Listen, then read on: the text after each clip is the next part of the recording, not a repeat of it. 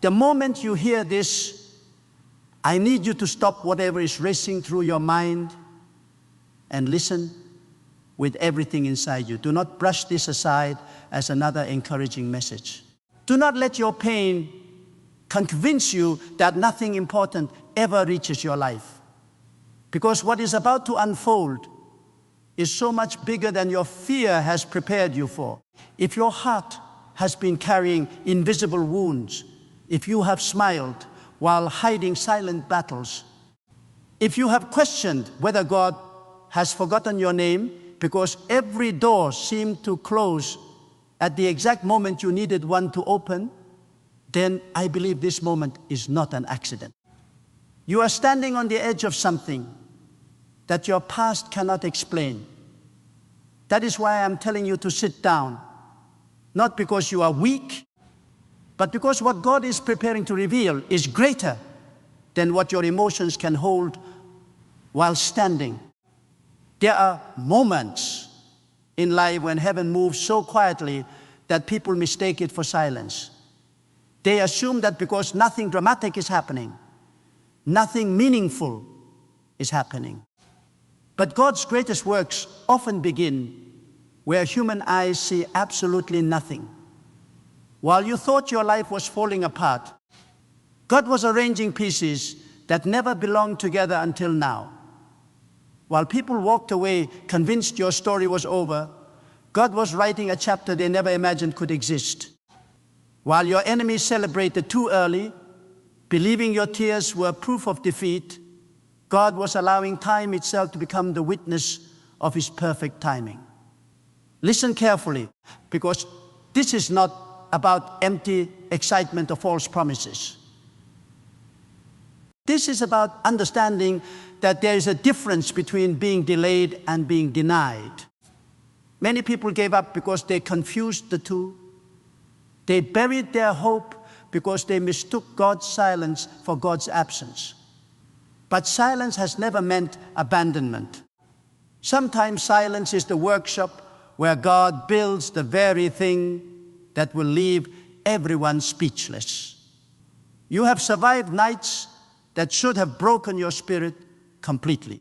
You have carried burdens that nobody around you even noticed. You learned how to wipe your own tears because there was nobody left willing to notice them. Yet somehow, against every expectation, you are still here. That alone should tell you something. You are not surviving because luck refuses to leave you. You are surviving because God has refused to let your purpose die. And if He has carried you through everything that was meant to destroy you, why would He abandon you now when you are closer than ever to seeing what He has been preparing all along? Do not let your history become louder than God's promise. The greatest mistake people make is believing yesterday has more authority than the one who created tomorrow. Your disappointments are real. Your betrayals were painful. The rejection cut deeper than words can describe. But none of those things have the authority to write your ending. Only God does. And when God decides that it is time for your life to move into a new season, no opinion, no betrayal, no accusation, no delay, and no human obstacle possesses enough power to stop what He has already determined. That is why I need you to remain attentive. Because what looks impossible today may simply be the final quiet moment before everything begins to change. There is something you must understand before you can step into what God is doing. And it may be the very truth your pain has tried to hide from you. The people who left were not always proof that you were unworthy. The betrayal was not always evidence that you were unloved. The accusations were not always confirmation that you deserved the suffering. Sometimes what leaves your life is not punishment. Sometimes it is separation. Sometimes God allows what cannot go where you are going to remove itself before you arrive. I know that truth is difficult to accept because Abandonment does not feel holy when you are living through it. It feels like humiliation. It feels like rejection. It feels like standing in a room full of people and realizing nobody's coming to defend your name. It feels like sending messages that never receive answers. It feels like being misunderstood by the very people you sacrificed yourself to protect. It feels like watching loyalty disappear while your heart still carries love. But what if the very thing that shattered you was also the thing that prevented you from remaining trapped? What if God was not destroying your life? What if He was refusing to let your destiny be buried under relationships, environments, and expectations that were too small for what He created you to become? You have spent too much time asking why they hurt you and not enough time asking why you survived it. Think about that. You survived what was designed to silence you. You survived words that pierced your spirit. You survived nights when anxiety sat beside you until morning. You survived moments when you questioned your value, your future, even your reason for continuing. Yet you are still breathing, you are still searching, you are still listening. There is a reason for that. God does not preserve people accidentally. He sustains what He still intends to use. The breath in your lungs is not random. Your continued existence is not meaningless. Heaven has not kept you alive merely to watch you remain broken forever. The enemy of your peace wanted you exhausted enough to surrender your expectation. Because once a person loses hope, they stop preparing, they stop believing, they stop reaching. They begin expecting disappointment before it arrives.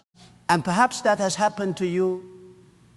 Perhaps your heart has learned to protect itself by expecting nothing. Perhaps every new opportunity feels dangerous because disappointment has become familiar. Perhaps you no longer dream the way you once did because every previous dream seemed to collapse before your eyes. But hear me carefully. Disappointment may explain your fear, but it does not have the authority to define your future. Pain can describe where you have been, but it cannot determine where God will take you. Do you realize how powerful it is that you are still standing after everything that tried to make you disappear? People see your survival and call it strength, but they do not know the truth. They did not witness the nights you cried in silence because you were tired of explaining your pain. They did not hear the prayers you whispered when your voice was shaking. They did not see the moments when you held yourself together with nothing except the belief that God was still listening. They saw the outside. God saw the battlefield. God saw every tear that never touched another person's shoulder. God saw every moment you chose not to give up. And if He watched over you during your darkest hours, do you truly believe He has brought you this far just to leave you empty-handed?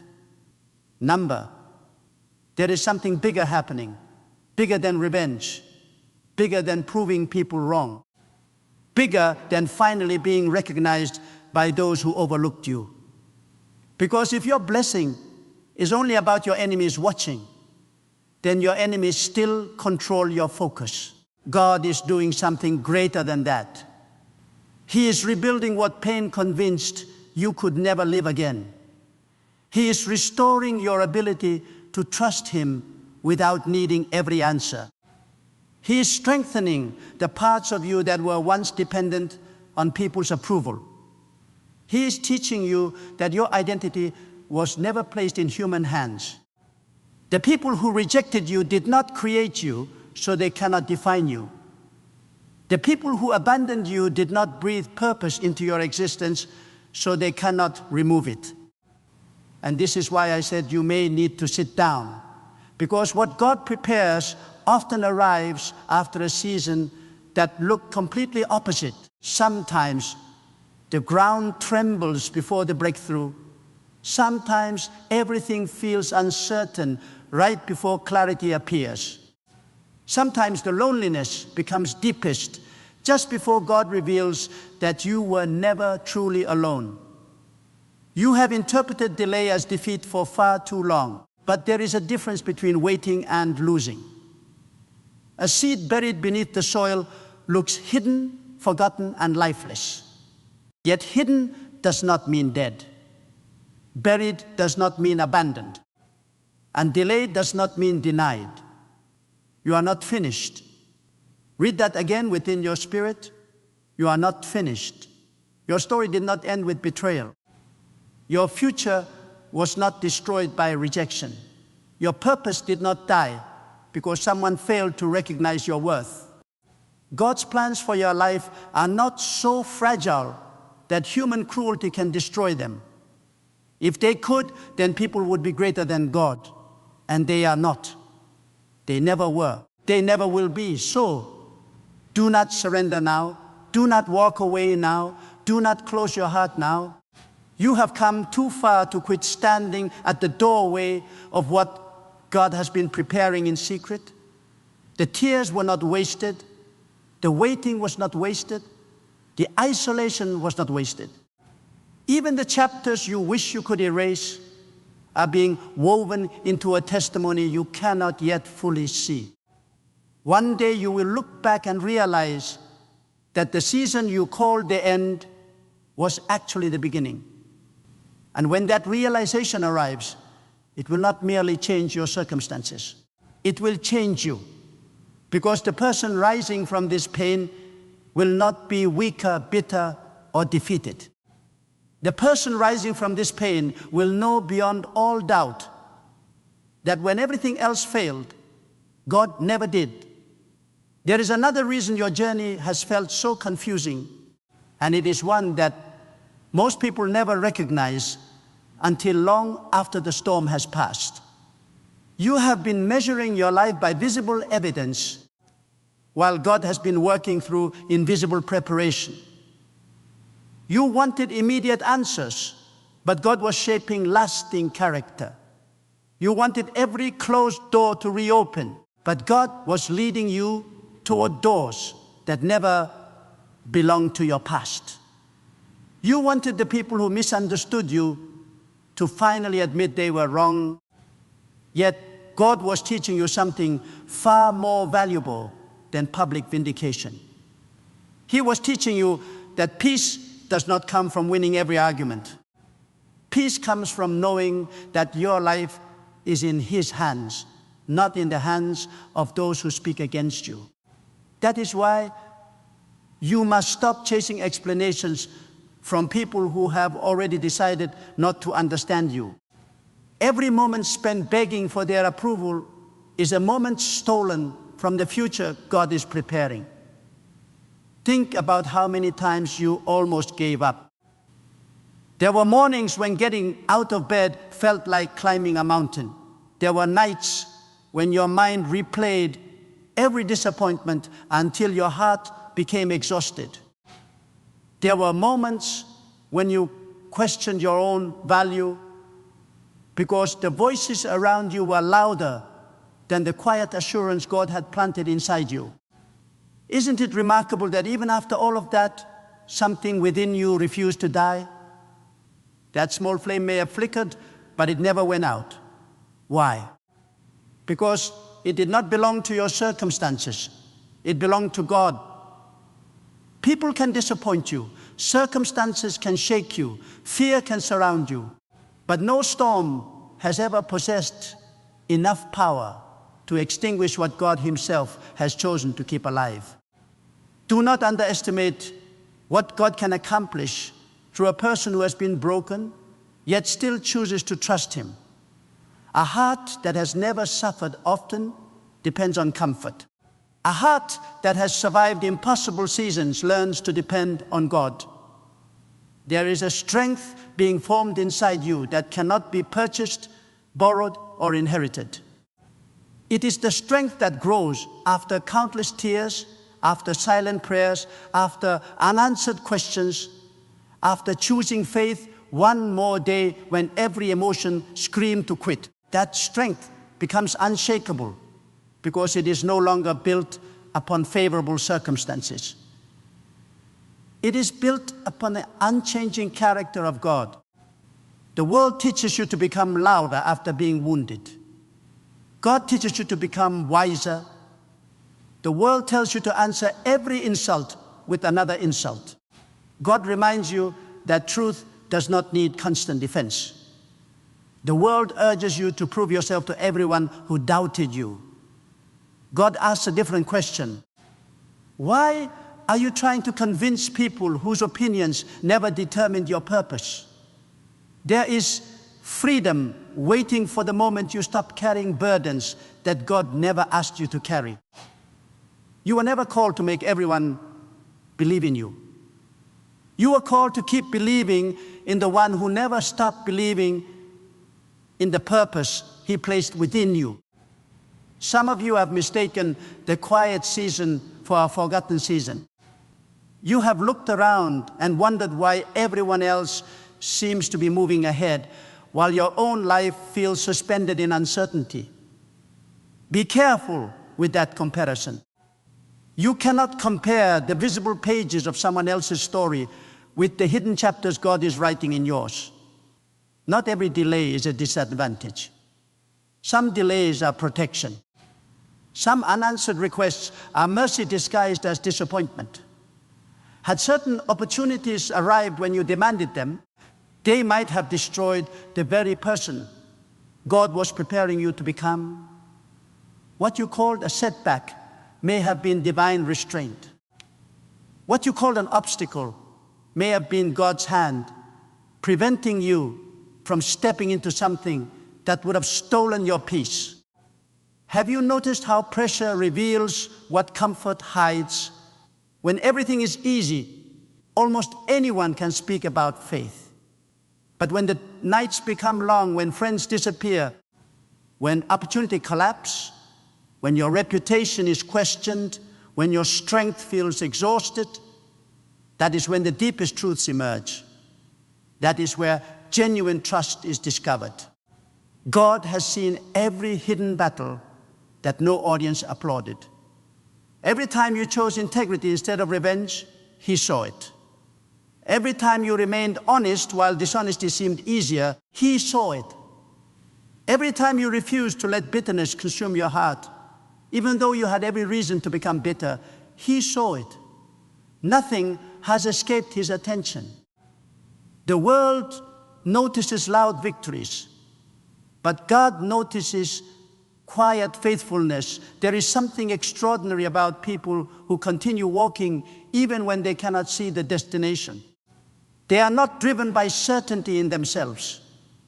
They are carried by confidence in God. Perhaps that is exactly where you are today. You do not have every answer. You cannot explain every delay. You cannot predict every outcome. Yet, somehow, deep within your spirit, there remains a whisper that refuses to surrender. Protect that whisper. Feed it with trust instead of fear. Strengthen it with prayer instead of panic. Guard it from voices that constantly predict failure. The future belongs neither to fear nor to doubt. It belongs to God. Do not assume that your greatest days have already passed, simply because your hardest days have lasted longer than expected. God is not limited by the calendar that discourages you. He is not intimidated by the impossibilities that surround you. He is not searching for perfect conditions before He begins to move. In fact, He often chooses the moment when hope appears smallest so that no one can mistake the source of what happens next. When everything changes, it will not be because luck finally arrived. It will not be because your critics suddenly became kind. It will be because God decided the season of preparation had accomplished its purpose. So lift your eyes higher than your disappointment. Refuse to let yesterday become the prison of tomorrow. The betrayal did not define you. The rejection did not cancel you. The lies spoken against you did not rewrite your destiny. You are still here because God is still writing. And as long as He is writing, the story is not finished. The page you are standing on may be painful, but it is not the final page. The silence you hear today is not the absence of God's power. It may be the sacred pause before a chapter so unexpected, so transforming, and so unmistakably guided by God that even you will look back in amazement and realize He was working every moment, even when you could not see His hand. There is one final truth your heart must receive, because if you miss this, you may stand at the doorway of your next season and still hesitate to walk through it. God is not only preparing what is coming to you, He is preparing you for what is coming. There is a difference. Many people pray for a larger assignment while refusing the process that creates the strength to carry it. They ask for influence without integrity. They ask for abundance without wisdom. They ask for restoration without transformation. But God never builds blessings that destroy the person receiving them. Before He places something greater in your hands, He enlarges your heart. Before He entrusts you with more, He teaches you how to remain faithful when almost nothing seems to be happening. That quiet season you wanted to escape has been shaping the very character your future requires. Look back for a moment, not to relive your pain, but to recognize how much has already changed within you. There was a time when every criticism could ruin your entire day. Every rejection convinced you that you were not enough. Every closed door felt like the end of your story. But now, although the pain has not completely disappeared, something inside you has become steadier. You have learned that storms eventually pass. You have learned that tears do not last forever. You have learned that God's faithfulness is not measured by how comfortable life feels. You are stronger than you realize because your strength no longer depends on circumstances remaining favorable. It depends on the one who remains faithful, even when circumstances refuse to cooperate.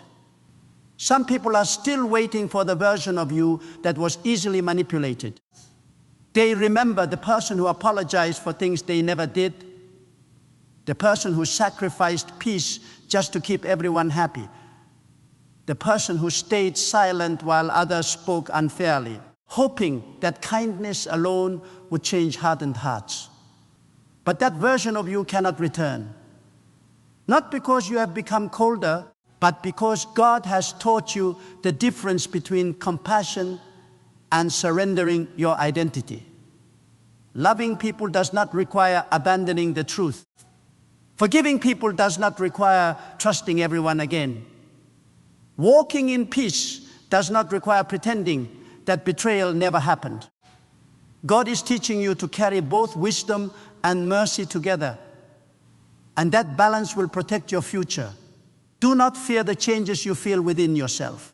Sometimes growth feels unfamiliar because you have spent so many years surviving that peace almost seems uncomfortable.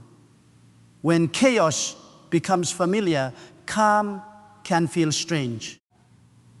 When disappointment becomes routine, hope can feel risky.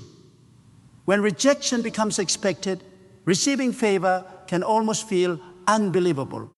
But do not reject what God is bringing simply because it feels different from your past. Your future should not resemble the place God rescued you from. If everything remained the same, then healing would never have accomplished its purpose. There will come a day, perhaps sooner than you imagine, when you will stand in a moment that once seemed impossible. It may not arrive with loud announcements. It may begin with one unexpected conversation, one opportunity you never anticipated, one answer to a prayer you nearly stopped praying. In that moment, your first instinct may be to wonder if it is too good to be true. Do not let fear convince you to retreat from what God has opened.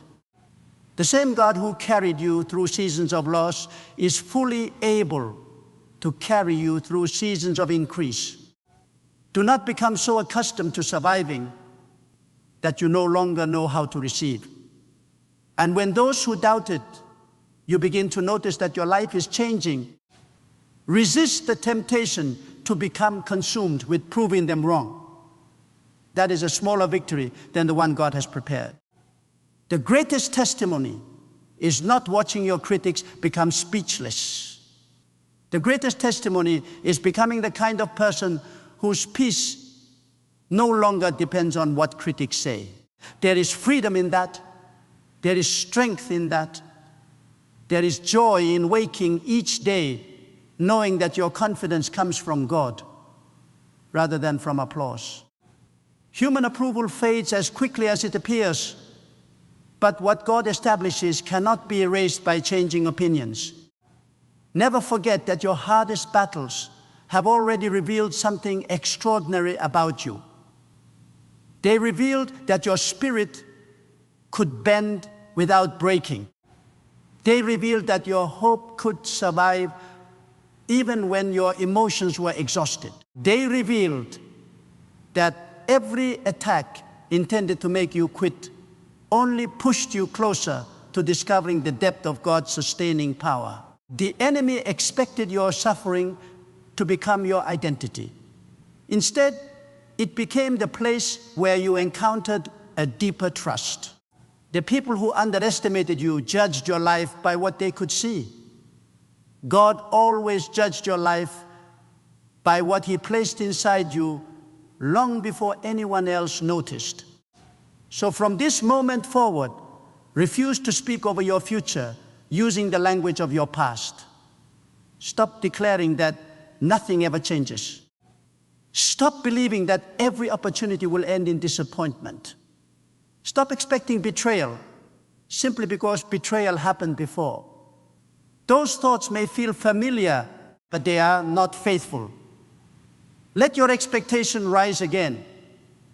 Not because people have suddenly become more reliable, but because God has never stopped being reliable. Lift your eyes above the ruins of yesterday and fix them on the God who creates new beginnings where others only see endings. One day you will understand why every unanswered question had to remain unanswered for a season. You will understand why certain people walked away, why certain doors remained closed, why certain dreams had to wait. You will realize that what felt like abandonment was often protection. What felt like delay was preparation. And what felt like silence was God accomplishing His greatest work where no human eye could interfere. Until that day arrives, keep walking, keep trusting, keep praying even when your voice trembles. Keep believing even when your emotions struggle to follow. Because the God who has carried you through every hidden valley has not brought you this far to leave you halfway. He is leading you toward a future that fear could never imagine, disappointment could never destroy, and human opposition could never prevent. When that day comes, you will finally understand why you needed to sit down before hearing this. The news was never simply that your circumstances were about to change. The greatest miracle was that through every tear, every delay, every betrayal, and every lonely night, God was quietly transforming you into the person who could faithfully carry the life He had planned for you all along. There is one more thing that I cannot leave unsaid, because this may be the very moment that separates the people who merely hear these words from the people who walk into what God has prepared. You have spent so much energy looking for a sign that you almost overlooked the greatest sign of all. You are still here. After everything that tried to erase your confidence, you are still standing. After every disappointment that whispered, "Give up now," you are still listening. After every betrayal that convinced you no one could be trusted again, your heart still longs for truth. That is not weakness. That is evidence that God has been guarding something inside you that the world could not reach. They touched your emotions, but they could not touch the purpose God planted within your soul. They shook your confidence, but they could not rewrite your destiny. They delayed your progress, but they could not cancel what God had already spoken over your life before anyone ever knew your name. Do not waste another season waiting for perfect conditions before you obey what God is placing in your heart. Too many people postpone their future because they are searching for certainty that only comes after the first step. They want every answer before they begin. They want every obstacle removed before they move. They want every fear to disappear before they trust. But that is not how God develops courage. Courage is not the absence of fear. It is the decision to move while fear is still whispering. Every meaningful step of faith has always required someone to trust God's character more than their own understanding. If you wait until everything feels comfortable, you may spend your entire life watching opportunities pass while convincing yourself that you are simply being careful. Sometimes what you call caution is actually fear wearing a respectable disguise.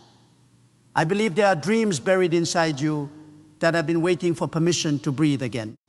Not the dreams built on pride or selfish ambition, but the quiet dreams that refuse to disappear no matter how many times life knocked you down. The dream to become a source of hope instead of another voice spreading despair. The dream to live with peace instead of constant anxiety. The dream to wake up without carrying the weight of yesterday's failures. The dream to become the person you secretly believed you could be before disappointment convinced you otherwise. Those dreams have not died. They have been waiting for your faith to become louder than your fear. God does not awaken purpose inside someone only to mock them with the impossibility. If He placed that longing within you, then trust that He also knows the path that leads toward its fulfillment, even when you cannot yet see it. There will always be voices telling you that it is too late. They will point to your age, your mistakes, your losses, your reputation, your limitations, or the opportunities you missed. They will speak as though your future is determined entirely by your past. But those voices make one fatal mistake. They assume that God is limited by the same boundaries that limit human thinking. He is not. He is not searching through your failures, wondering if He can still accomplish something meaningful. He has already seen every mistake you would ever make, every disappointment you would ever face, every tear you would ever cry, and still He did not abandon His purpose for your life. If your failures were powerful enough to defeat God's plans, then they would have already done so long ago. Yet here you are, still being called forward. Do not become distracted by the speed at which others appear to succeed. Some victories arrive quickly and disappear just as fast. God is not interested in giving you something that only lasts for a moment. He is building foundations beneath your life that can withstand storms you have not even encountered yet. What feels slow today may become the very reason you remain standing tomorrow. Every lesson you learn through hardship is becoming part of the strength that will protect your future. Every painful experience that drove you closer to God has become an investment in a life that cannot be shaken as easily as before. Nothing surrendered to God is ever wasted. Not a single tear, not a single prayer, not a single act of faith performed when no one else was watching. The time has come to release the burden of trying to understand everything before you choose to trust. Some answers will only make sense when viewed from the other side of the journey. There are roads that can only be understood after they have been walked. There are prayers whose wisdom can only be seen after they have been answered in ways you never expected. Stop demanding that every mystery be solved before your faith moves forward. God has never asked you to carry tomorrow. He asked you to trust Him today. Tomorrow will arrive with its own grace, its own strength, and its own provision. But today is where your decision is made. Today is where fear either keeps its throne or loses it. Today is where hope either rises again or remains buried beneath disappointment. So lift your head without arrogance, because your confidence is not in yourself. It is in God. Let your heart become quiet enough to hear His direction above the noise of fear, regret, and human opinion. Refuse to measure your worth by the people who fail to recognize it. Refuse to allow yesterday's betrayal to become tomorrow's expectation. Refuse to believe that your greatest chapter has already been written. The author of your future has not run out of possibilities. The God who carried you through seasons you never imagined surviving is more than able to lead you into seasons you never imagined experiencing. Stand with gratitude instead of bitterness. Walk with expectation instead of despair. Speak with faith instead of defeat. And when the day arrives that God opens the door no one else believed existed, do not stand there wondering whether you deserve it.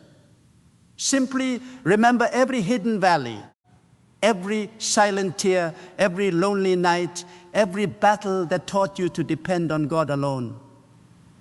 Then step forward without hesitation, because you will finally understand that the biggest news was never just about the blessing waiting ahead. The biggest news was that God never stopped working, never stopped watching, never stopped strengthening you, and never once let go of your life, even when you believed everything had fallen apart. There comes a moment in every life when you must make a decision that nobody else can make for you. Will you continue living as the person your pain tried to create, or will you become the person God has been shaping through every trial?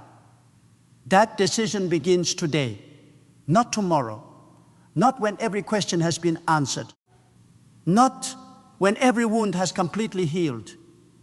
It begins the moment you decide that God's voice will become greater than your fears, greater than your disappointments, and greater than the opinions of people who never understood your journey. You have carried enough regret, you have carried enough guilt, you have carried enough memories that were never meant to become permanent burdens. Lay them down before God. Stop carrying what He never asked you to carry. Your shoulders were never designed to hold the weight of yesterday forever. I want you to remember something whenever doubt returns, because it will try to return. Fear does not disappear forever after one victory. Discouragement does not surrender without another attempt. There will be days when old thoughts knock on the door of your mind again. They will whisper that nothing has changed.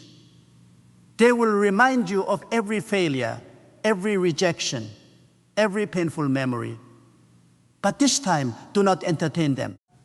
Answer them with the truth that God has already carried you farther than you ever imagined possible. If He sustained you through seasons that should have broken you, He will certainly sustain you through the seasons that are about to lift you. Your confidence is no longer built on emotions that change every day. Your confidence is built on the unchanging faithfulness of God.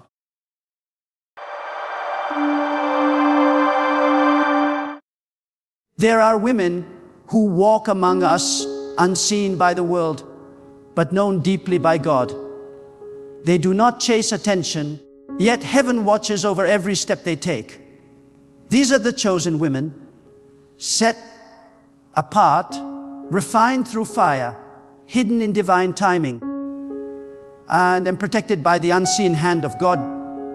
They are not ordinary, for their spirit carries the marks of destiny. When such a woman enters a room, the atmosphere shifts, not because of her beauty, not because of her words, but because the presence of God rests upon her. You can recognize them not by their appearance, but by the spiritual marks that only God can place upon a life. Every chosen woman carries a story that was never easy. She has cried tears the world will never see. She has fought silent battles that no one will ever know. She has walked through deserts with no map and faced nights where only her prayers kept her alive. And yet, through every trial, she never let go of God. That is her first mark, divine endurance. A chosen woman doesn't crumble under pressure, she transforms through it. The fire that was meant to destroy her only purifies her spirit. While others complain, she prays. While others give up, she rises. She knows that God never abandons those who are chosen. He refines them to reflect His strength. The second mark of a chosen woman is sacred silence. She does not need to prove her worth or announce her greatness. She lets God speak for her. In a world that worships noise, she chooses peace. When others gossip, she prays. When others shout, she listens. Her silence is not weakness, it is wisdom. God trains her in the quiet because destiny cannot grow in chaos. She has learned that peace is power, and that the most dangerous woman is the one who knows how to remain calm while everything around her is shaking. Her silence confuses her enemies because they cannot understand how she remains unbothered while storms rage around her. But she knows God is her defender, and no one can fight better for her than the one who sees all things. The third mark is divine discernment. A chosen woman sees beyond faces, she sees hearts. She does not fall for flattery because her spirit recognizes truth. God has sharpened her vision to discern motives, to recognize deception, and to protect her peace from false connections. She is not easily fooled because she has spent time in the presence of God where clarity flows like a river. This discernment is not arrogance, it is protection. God gives it to her because her assignment requires it. She must walk carefully, for her influence is sacred. She carries something powerful within her, and the enemy knows it. That is why she must discern not only who enters her life, but also who must leave it. She understands that not everyone is meant to walk with her. And she releases people with grace, trusting that God removes what no longer serves her purpose. The fourth mark of a chosen woman is resilience through rejection. She has known what it feels like to be misunderstood, overlooked, and even betrayed by those she trusted. But instead of breaking, she bends and grows stronger. God uses rejection as her redirection. Every time someone turned away, God turned her closer to Him. Every no became a lesson, every loss became fuel, and every heartbreak became a door to a deeper level of faith. She doesn't chase after those who leave, she blesses them and moves forward. For she knows that God never allows anything to be taken from her unless He intends to replace it with something greater. Her resilience is not learned from comfort, but from pain. And that pain has become her teacher shaping her into a woman of unshakable faith. The fifth mark of a chosen woman is spiritual authority. She may look humble, but her prayers move mountains. She doesn't need a stage or a spotlight. Her power is in her faith. When she speaks, the atmosphere listens. When she prays, chains break. When she intercedes, heaven responds. God has entrusted her with spiritual influence because she proved faithful in obscurity. She has learned how to fight battles on her knees, and she has won victories that the world will never see. Her strength is not physical, it is spiritual. And the power that flows from her life comes not from pride, but from purity. Because she has kept her heart clean, God amplifies her voice. She is a warrior in disguise, gentle in presence, yet fierce in spirit. Her power doesn't come from who she is, but from who stands behind her. The sixth mark of a chosen woman is humility and victory. When God blesses her, she doesn't boast. When doors open, she gives thanks. She knows that every success, every opportunity, every blessing is not her doing. It is God's mercy. Her humility is what keeps her elevated. She doesn't forget the night she prayed when no one was watching. She remembers the pain that taught her gratitude, the loss that taught her compassion, the rejection that taught her grace. Because of this, God continues to lift her higher, not for her glory, but for His purpose. She understands that true power is not found in recognition, but in surrender. Her greatest achievement is not how far she's come, but how faithfully she has walked with God. And the seventh mark, the rarest of all, is divine favor. This mark cannot be earned or explained. It is a supernatural covering that follows her wherever she goes. Doors open for her that others cannot unlock.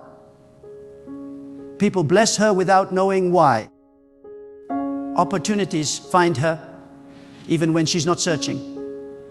This is the mark of divine endorsement. God places His hand upon her life in such a way that everything connected to her begins to flourish. It's not luck, it's divine order. Because she has kept her heart pure and her motives aligned with God's will, He blesses her openly. Even those who doubted her are forced to admit that something about her is different. She carries the fragrance of favor, the evidence of divine presence. A chosen woman is not loud, but she is powerful. She is not flawless, but she is faithful. She doesn't chase the world because she knows that her value comes from God alone. Her worth is not determined by her past. It is defined by her purpose. Every trial she has faced has prepared her for the season she is entering now. She has been through the fire, but she came out refined. She has walked through loss, but she still carries peace. She has been broken, but not destroyed, because God was with her, and that alone made her unshakable. The world may not understand her because her story was never written for the world's approval. It was written for God's glory. She walks differently because she listens to a higher voice. She moves when God says move and stays still when He says wait. Her timing is not dictated by pressure or comparison. It is governed by divine instruction. While others rush, she rests. While others panic, she prays. She knows that waiting is not wasting. It is preparation. God does not make her wait to punish her. He makes her wait to perfect her. And when her time comes, she will shine effortlessly because she was never chasing light. She was becoming it. There's a stillness that surrounds a chosen woman, the kind of peace that cannot be imitated. She doesn't need validation to know she is valuable. She doesn't need approval to feel anointed. Her confidence flows from a place of divine assurance. She knows that God's hand upon her is her greatest protection. The same God who allowed her pain will turn it into purpose. The same tears she cried will water the seeds of her destiny. Her story may have begun with suffering, but it will end in glory. For what begins with tears always ends with triumph when God is the author. Every chosen woman has scars, but her scars are not signs of weakness. They are proof of her survival. They tell the world, I've been through battles and still believe. She doesn't hide her wounds because she understands that they carry wisdom. God never wastes pain. He transforms it into purpose. That's why chosen women carry an unexplainable glow. It's not beauty, it's resilience. It's not charm, it's grace. It's not luck. It's the evidence of God's faithfulness. You can see it in her eyes, hear it in her words, feel it in her energy. She has walked with God long enough to know that even her silence speaks victory. And perhaps the most powerful truth about a chosen woman is this: she was chosen before anyone believed in her, even before she believed in herself. God saw her before the world did. He marked her with destiny before she ever took her first breath. Her story was sealed in heaven long before she faced her first battle on earth. That is why she cannot be defeated. That is why her enemies cannot destroy her. She is not sustained by human strength. She is sustained by divine purpose. So if you are listening to this and you feel unseen, misunderstood, or forgotten, let this truth settle into your spirit. God has not overlooked you. The marks you carry are not random. They are proof that you are being prepared. The trials you are facing are not signs of abandonment. They are evidence of selection. The pain that once broke you is the same pain that will position you. Every chosen woman must walk through fire, but she does not burn. She must endure storms, but she does not sink. Because when God chooses you, He equips you, He strengthens you, and He stands with you through it all. You may not see it now, but every closed door was protection. Every disappointment was redirection, and every delay was divine timing. You are not behind, you are being built. God is crafting your story, refining your heart, and preparing to reveal what He has placed within you. And when He does, the world will see what heaven has always known, that you were chosen, marked, and destined for something greater than you can imagine. The chosen woman is not defined by what the world sees, but by what God whispers to her spirit. She may not wear a crown of gold, but she wears a crown of grace. The world might call her ordinary, but heaven calls her appointed. Every step she takes is guided by divine precision. Every delay in her life is not denial, it is preparation. There is a rhythm to her journey, a sacred timing that cannot be rushed or altered, because the hand of God is writing her story line by line, season by season. And though others may move faster, she moves deeper. For her life is not measured by speed, but by purpose. She has learned that what comes quickly often fades quickly. But what God builds through patience lasts forever. When God chooses a woman, He does not choose her for comfort. He chooses her for calling. He places within her a burden, a vision, a fire that will not let her rest until she fulfills her divine assignment. That is why she cannot live like everyone else. She cannot lower her standards or follow the crowd. There is something sacred about her steps. She is walking a path that few understand. The chosen woman carries weight. Not the weight of the world, but the weight of divine purpose. Her spirit carries an anointing that attracts both blessings and battles. People may envy her favor, but they do not see the fire that forged it. For every ounce of grace she carries, there was a season of pain she had to survive. There are moments when the chosen woman feels weary, when her faith is tested to the edge and her tears fall without sound. Yet even in her exhaustion, she never stops believing. She knows that the same God who called her will sustain her. Even when her hands are trembling, she lifts them in prayer.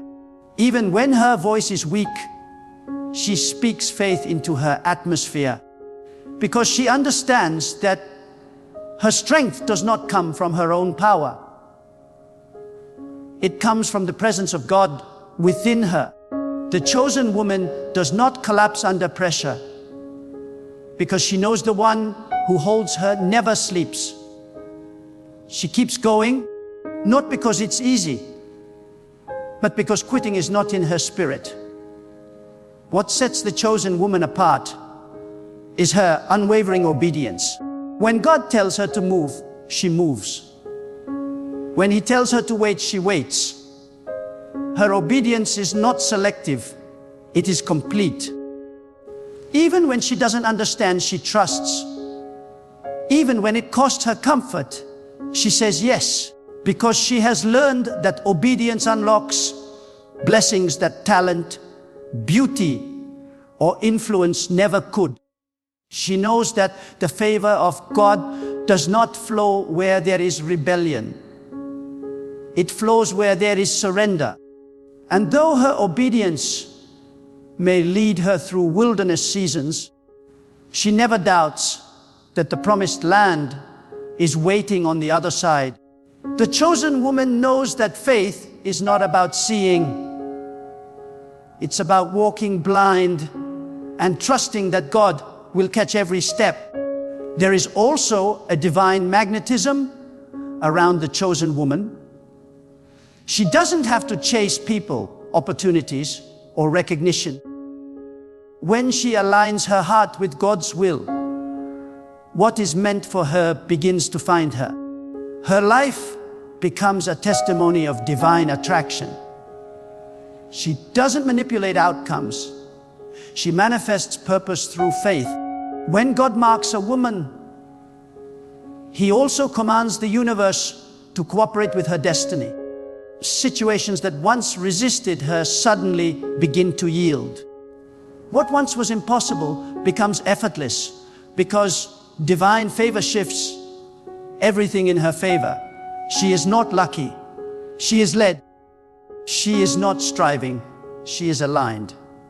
The chosen woman also carries an inner strength that is invisible yet undeniable. This strength does not come from pride, but from pain that has been transformed into power. She has been through battles that would have broken others, yet she stands with quiet dignity, clothed in peace. Her resilience confuses those who expected her to fall. But they do not realize that she has walked with God in the dark. She has found her power in prayer, her courage in faith, her healing in surrender. There is a fire in her eyes that no storm can extinguish, because she has learned that the same God who allowed the fire also walks with her in it.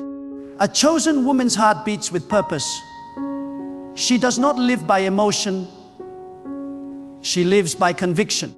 Her love is not weak, it is wise. Her compassion does not make her naive, it makes her divine. She knows how to forgive without forgetting the lesson. She knows how to let go without losing her peace. She does not need revenge because she knows that God defends her better than she ever could. Her power is her calm, her weapon is her wisdom, and her victory is her peace. When people wrong her, she blesses them. When they betray her, she prays for them. Not because she is weak, but because she refuses to let bitterness poison her purpose. She knows that holding grudges is too expensive for a woman who carries divine calling. Every chosen woman walks through a moment when she must choose between comfort and calling. And in that moment, she chooses God. She lets go of what is familiar to embrace what is divine.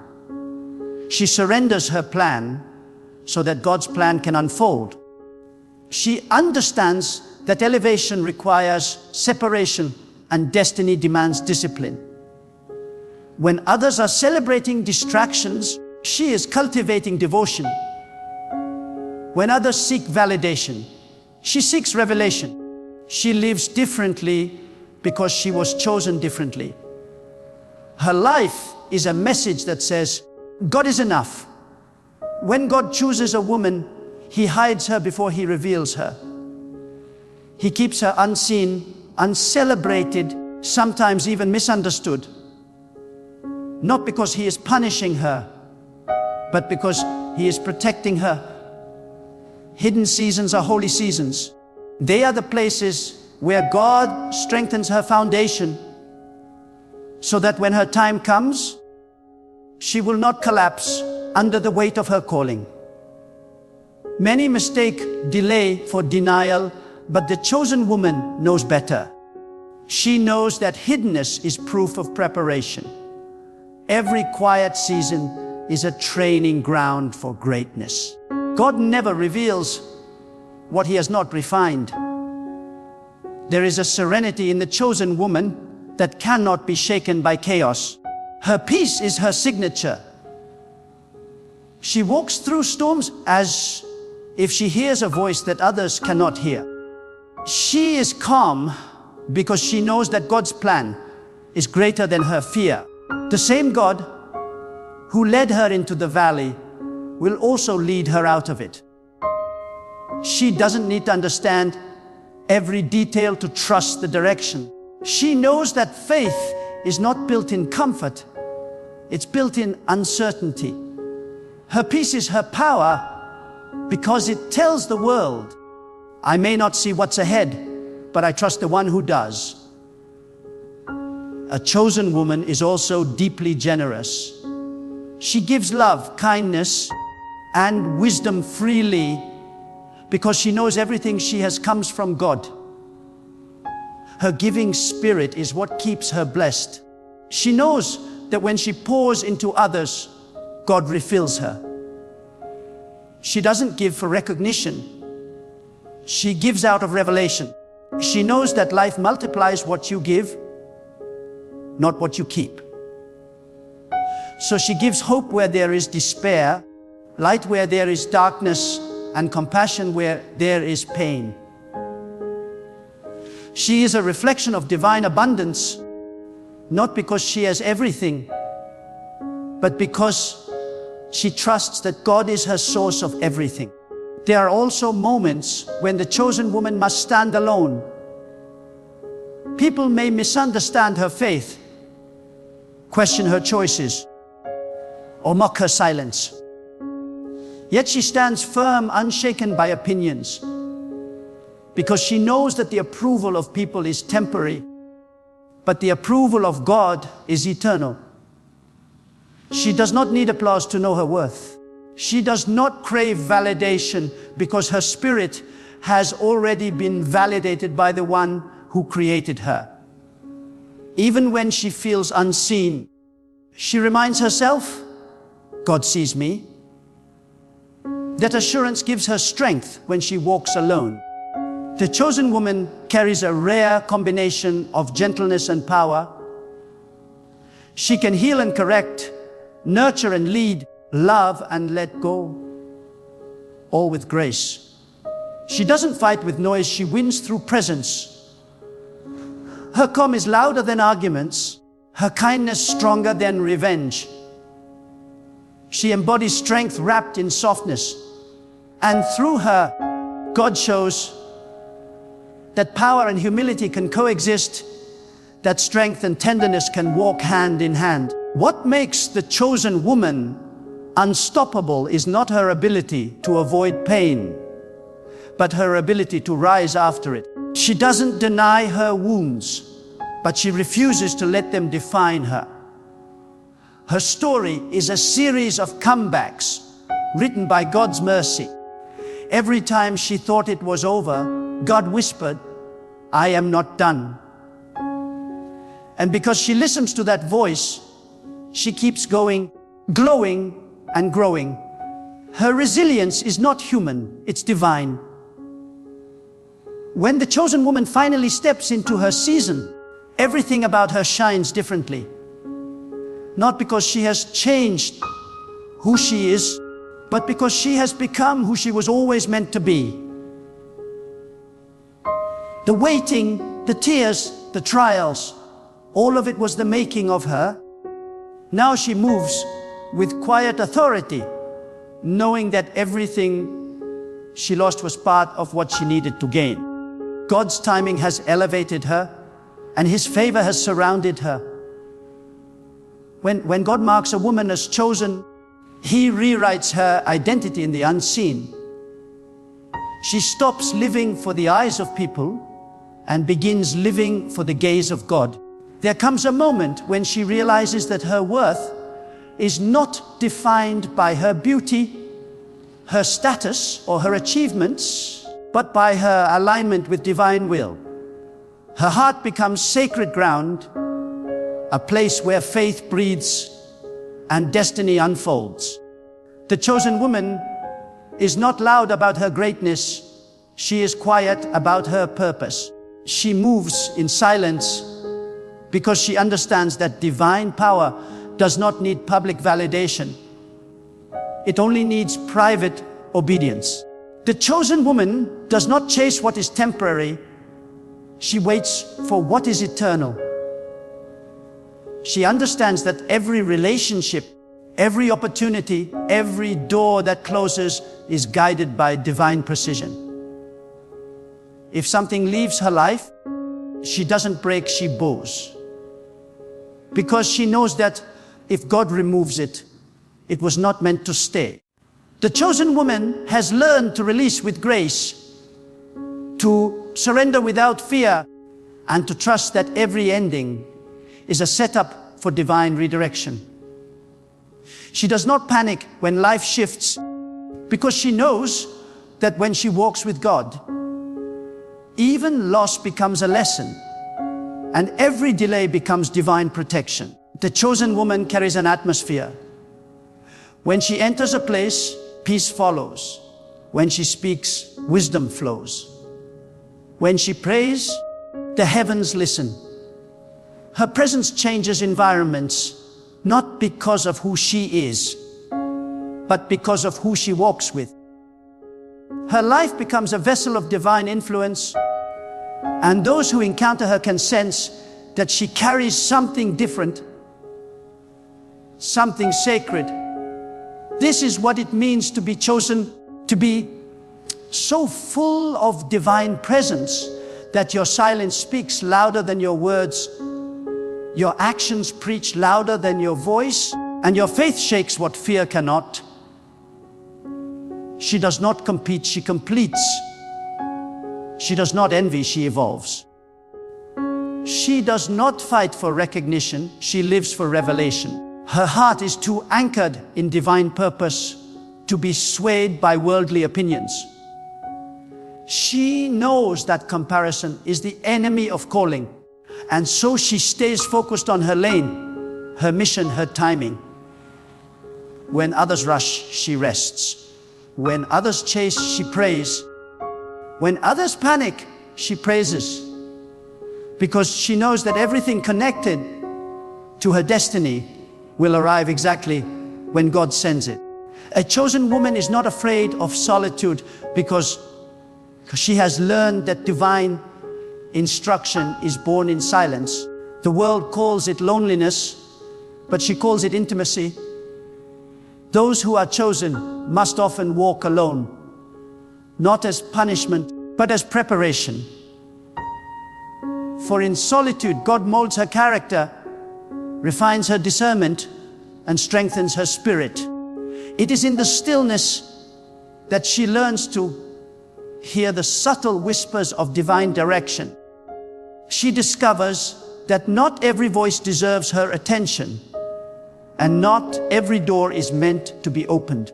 God isolates her not to harm her, but to elevate her. There is a purity in the chosen woman's heart that draws divine favor. She forgives even when it hurts. She blesses even when betrayed. She prays for those who try to harm her because she knows that harboring bitterness only blocks blessings. Her love is not conditional, it is spiritual. She understands that forgiveness is not weakness, it is wisdom. For by forgiving, she keeps her spirit light, her path clear, and her connection with God unbroken. The chosen woman is too focused on her divine future to stay chained to past pain. When God chooses a woman, He gives her a spirit of discernment. She begins to see beyond appearances, beyond words, beyond flattery. Her eyes are trained by faith to recognize truth from deception. She can sense when something is from God and when it is a distraction dressed as destiny. This discernment becomes her shield. It protects her from wrong people, wrong paths, and wrong opportunities. It allows her to move with clarity while others move with confusion. The chosen woman does not react, she discerns. She does not rush, she waits until God confirms. She also carries the mark of divine endurance. No matter how many times life tests her, she does not crumble, she recalibrates. When others give up, she grows. Every trial becomes a testimony, every wound becomes wisdom. She does not resent her pain because she knows it is the furnace that forges her faith. God allows her to be tested not to destroy her, but to reveal the depth of her strength. Every tear she sheds is a seed that God will one day turn into joy. The chosen woman has learned that her scars are not signs of defeat. They are symbols of divine survival. The chosen woman also has a sacred stillness in her spirit. She does not live in fear of the unknown because she has surrendered her future to the one who controls it. She knows that no storm can cancel what God has written, and no delay can destroy what God has destined. Her peace is her proof that she trusts divine timing. Even when everything seems uncertain, her heart remains anchored in faith. She has learned that faith is not the absence of fear. It is the decision to keep walking while afraid, knowing that God is leading her step by step. She carries humility as her greatest ornament. Though she is chosen, she never boasts. Though she is favored, she never forgets who sustains her. She gives all glory to God because she knows that without Him, she is nothing. Her humility attracts blessings, for God lifts those who bow before Him. She does not need to announce her greatness because her life itself becomes the announcement. Her humility is what keeps her favor flowing, her wisdom growing, and her influence expanding. And yet, The chosen woman is also bold. Her faith is not timid. It is tenacious. She speaks truth without fear, stands firm without apology, and believes without doubt. When life challenges her, she does not shrink, she declares. When the enemy tries to silence her, she prays louder. Her courage is not arrogance, it is conviction. She knows that if God is with her, no opposition can stand against her. Her confidence is not in herself, but in the divine hand that guides her. There is a light that surrounds the chosen woman, a glow that cannot be hidden. It is not physical, it is spiritual. It is the radiance of peace, purity, and divine presence. Wherever she goes, she becomes a carrier of hope, a reflection of divine love, a vessel of transformation. People may not understand what makes her different, but they can feel it. She walks in grace, speaks with purpose, and lives with intention. She is not here to impress the world. She is here to impact it. The chosen woman knows that the world may misjudge her. Some may envy her silence, others may question her peace, but she does not respond to noise. Her focus is fixed on the higher call. She knows that divine purpose cannot be explained to those who are not called to understand it. So she stays quiet, trusting that time will reveal what words cannot. Her patience becomes her defense. Her consistency becomes her proof. She does not fight to be understood. She lets God do the explaining. Her journey is not without suffering, but even her suffering has purpose. God does not waste her pain. Every heartbreak, every disappointment, every betrayal has prepared her to walk in deeper wisdom and strength. What others meant for harm, God turns into healing. What was taken from her, He replaces with something greater. She understands that divine favor is not about a life free of hardship. It is about a heart that remains faithful through hardship, and that is the mark of a woman chosen by God. She endures without losing her essence. She believes without needing evidence, and she loves without limits. The chosen woman carries destiny in her eyes and eternity in her heart. She is not living for applause, she is living for purpose. Her every breath is a prayer, her every step a declaration that God's will is enough. She has become a living testimony that no one can destroy what God has designed, and no circumstance can rewrite what heaven has decreed. When God chooses a woman, He does not choose her because of her perfection. He chooses her because of her willingness. He does not look for those who have everything figured out. He looks for those who are ready to surrender everything to Him. If you are hearing these words and something inside your heart begins to awaken, know this: it may be because you are one of those chosen women. You have felt misunderstood, overlooked, and sometimes forgotten, but in truth, you were being hidden for divine protection. You were not being delayed, you were being prepared. God was shaping your character, refining your patience, and deepening your faith for something far greater than you could ever imagine. The chosen woman is not defined by her past. She is defined by her purpose. What others called rejection, God called redirection. What they said was failure, God was using as foundation. You are not behind. You are right where you are meant to be. Every moment of pain, every season of silence, every tear that fell when no one saw, it all has meaning. God wastes nothing. He uses everything to build you into the woman He designed you to become. You are the result of divine craftsmanship, sculpted in stillness, refined through storms, and now rising into your appointed season. So I challenge you today, stop doubting your calling. Stop apologizing for your strength. Stop questioning why you feel different.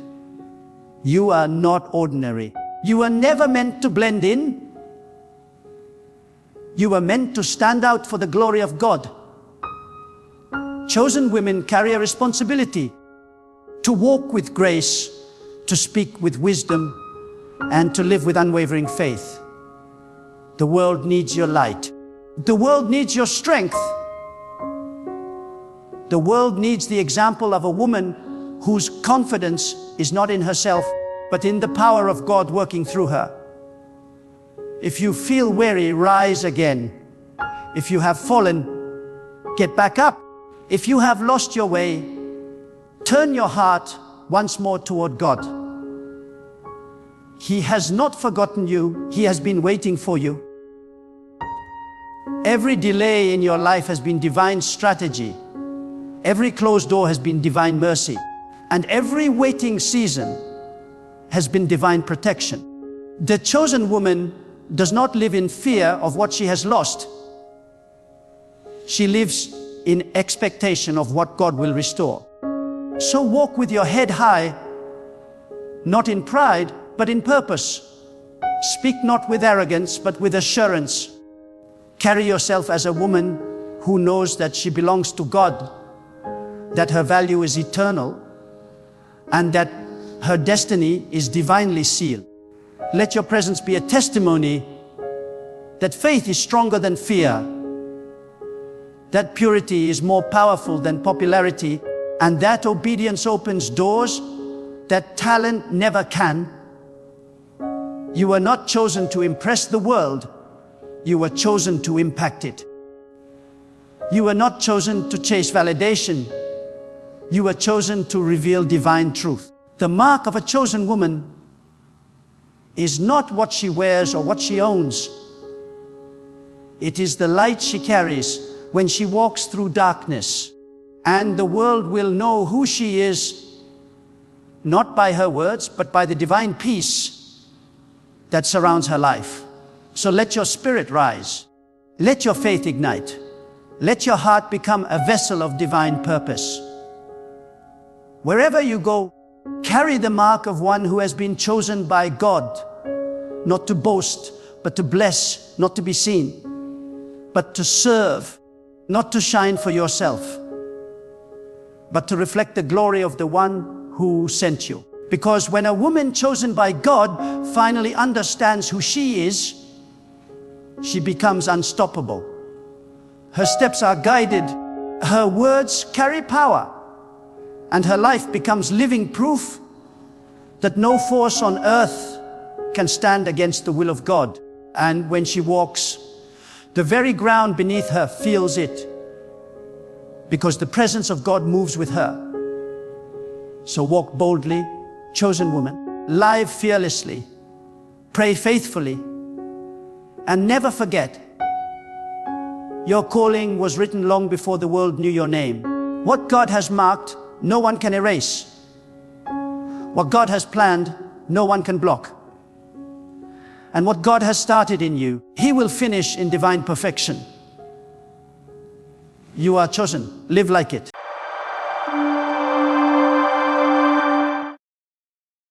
Listen to me closely, because what I am about to say will shake something deep within your spirit. You may have been searching, waiting, or wondering when that one person, the one your heart has longed for, will finally enter your life. You may have looked around and thought, where is the one meant for me? But hear this truth clearly. God never forgets who belongs to you. The timing of your connection is written in the very fabric of your destiny. Before you ever met them, before you even prayed for them, God had already decided the hour, the place, and the way your paths will cross. When God introduces you to your soulmate, it will not be through chaos, confusion, or desperation. It will not come through chasing, pleading, or pretending. It will come through alignment. God never brings the right person into a life that is out of order. He brings them when your heart, your faith, and your purpose are positioned where He wants them to be. Sometimes you must walk through seasons of silence before that divine introduction takes place. Because God wants to make sure that when He brings them, you will recognize them not by their beauty, not by their charm, but by the peace your spirit feels in their presence. Many people rush to find love. They move ahead of God's timing.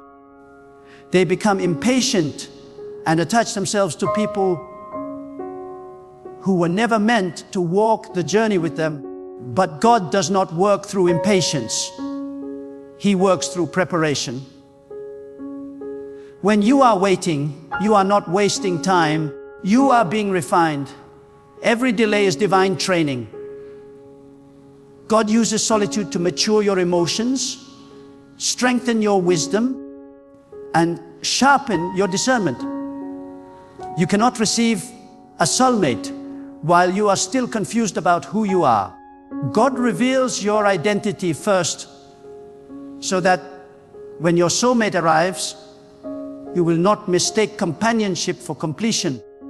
You are already whole in God, and your soulmate will complement that wholeness, not complete it. When God begins to prepare two people for divine connection, He starts in secret. He works behind the scenes, often through separation and silence. He removes distractions, wrong influences, and counterfeit attachments that could distort your focus. He will even close doors you wanted to keep open because He knows they would interfere with the introduction He has planned. Sometimes you think God is taking someone away, but He is actually making room for the one who truly belongs. That is why many divine introductions happen after heartbreak, after disappointment, after a period of emotional stillness. Because it is in that silence that your heart becomes sensitive to the whisper of God. It is there you begin to understand what real love feels like. It is peace, not anxiety, certainty, not confusion, consistency, not games. When God introduces you to your soulmate, it often happens unexpectedly. You will not need to force it or manipulate it. It will feel as if the universe suddenly aligned. But in truth, it is God orchestrating every detail. You will notice signs, divine patterns that confirm this connection is not ordinary. You will meet them at a time when you are focused on your purpose, not chasing affection. That is how God works. He doesn't send your soulmate when you are desperate for attention. He sends them when you are devoted to your calling. Because your soulmate is not a distraction from your purpose. They are an extension of it. They will not pull you away from God's will. They will push you deeper into it. Understand this. God introduces your soulmate when you are spiritually ready to handle them. Love is not a reward for loneliness. It is a responsibility for maturity. You cannot carry the weight of a divine partnership if your character is still fragile. That is why God takes time to mold you. He tests your patience, disciplines your emotions, and builds your spiritual strength. The introduction to your soulmate is sacred. It must not happen before you are capable of loving without fear, forgiving without pride, and giving without expectation. When your heart has been purified by faith and your mind has been renewed by truth, that is when God whispers to your spirit. Now, sometimes God will let you cross paths with the wrong people first. Not to punish you, but to teach you the value of discernment. Every heartbreak has purpose. Every closed door was divine protection. Every delay was a setup for something greater. When you meet your soulmate, you will finally understand why every other connection had to fail. It will all make sense. The silence, the waiting, the tears. You will see how God was using every disappointment to build the foundation of wisdom in you. Because when the right person enters, you will love with clarity, not with confusion. Your soulmate will recognize your spirit before they recognize your face. There will be a knowing, a peace that doesn't need explanation. You won't need to convince them of your worth or chase their attention. God doesn't build divine unions on insecurity. He builds them on purpose and alignment. The one meant for you will see your light and not feel threatened by it. They will celebrate your strength, not compete with it. They will protect your heart as if it were their own. And you will do the same, because your love will not be based on appearance or emotion. It will be rooted in divine understanding. When God introduces you to your soulmate, it is not a loud event. It is often quiet, subtle, sacred. It might happen during an ordinary day, in an ordinary place, but it will carry extraordinary peace. You will sense that God's hand is in it. There will be no confusion, because God is not the author of confusion. There will be no emotional turbulence, because love from God brings calmness. You will not need to ask, is this the one?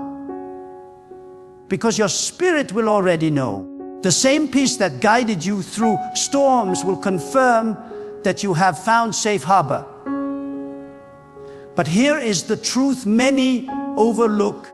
Before God introduces you to your soulmate, He first introduces you to yourself. He reveals your purpose, your weaknesses, your patterns, and your wounds. He shows you the parts of you that need healing, so that you don't project your pain onto your partner. Many people cry out for love while still carrying unhealed scars. But God, in His wisdom, delays the introduction until you have learned to love yourself through His eyes. Because only when you see yourself as worthy of divine love can you attract it without fear or insecurity. Do not despise your waiting season. Every moment of solitude is sacred training. It is during that time that God aligns your energy, matures your faith, and purifies your desires. When you stop searching out of fear and start trusting out of faith, that is when things begin to shift. God does not move through panic. He moves through peace. If you are restless, He will slow things down to protect you. But once your heart is still, once your spirit is anchored in trust, He will move swiftly. The right person will appear suddenly, but their arrival will feel eternal, as if you've known them forever. You may wonder, how will I know? It's from God. The answer is simple: when it's from God, it will not pull you away from Him. It will bring you closer. It will not confuse you, it will clarify you. It will not drain you, it will strengthen you. It will not require you to abandon your purpose. It will align with it. The one meant for you will walk beside you, not ahead of you or behind you. They will speak life into your vision, pray for your peace, and stand firm when challenges arise. Together, you will not just share affection. You will share a mission. Your soulmate is not just someone you love. They are someone you serve alongside. They are the person with whom your calling finds its echo. When God joins two people, it is never for pleasure alone. It is for purpose. You were both designed to magnify something divine together, to impact others, to strengthen faith, to build something that outlives you.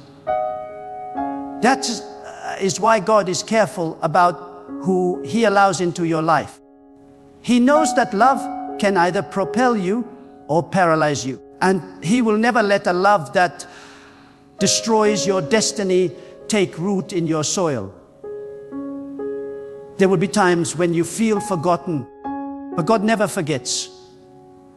He is arranging things beyond what you can see. Your soulmate may be in another season of preparation, walking through their own refinement. God is shaping their heart even as He shapes yours. When the time is right, paths that once seemed separate will converge effortlessly. You won't need to manipulate, chase, or question. God's timing will be perfect. His plan will be clear. His peace will surround it all. Do not compare your journey to others. Some find their soulmate early, others later. But when God is the author of your story, the ending is always worth the wait. The world teaches impatience, God teaches purpose. The world says, find someone fast. God says, wait until the right one finds you. The world chases attraction, God creates alignment. You cannot hurry something that is sacred. If you try to build it before its time, it will crumble under pressure. But when God builds it, it will endure storms, distance, and time. Every time you feel lonely, remember that solitude is not absence. It is preparation. God is teaching you how to be content in His presence so that when your soulmate arrives, they become a blessing, not a necessity. You must first be filled with divine love before you can share it. That is the mystery of divine connection. Two whole souls meeting, not to complete each other, but to serve together in harmony. When God finally brings that person, you will know because everything will fall into place without striving. You will realize that your waiting was never wasted. God had been working all along, refining both hearts until they were ready to recognize one another. You will thank Him for every delay, every tear, every closed door. Because it all led you here, to this moment, where divine timing meets divine purpose. Now listen deeply. When God introduces you to your soulmate, protect that connection with prayer. Do not let pride, fear, or outside opinions interfere. Understand that every divine relationship will be tested, not to destroy it, but to strengthen it. Challenges will arise, but when God is the foundation, love will not break under pressure. It will grow stronger. The same God who brought you together will sustain you through every storm.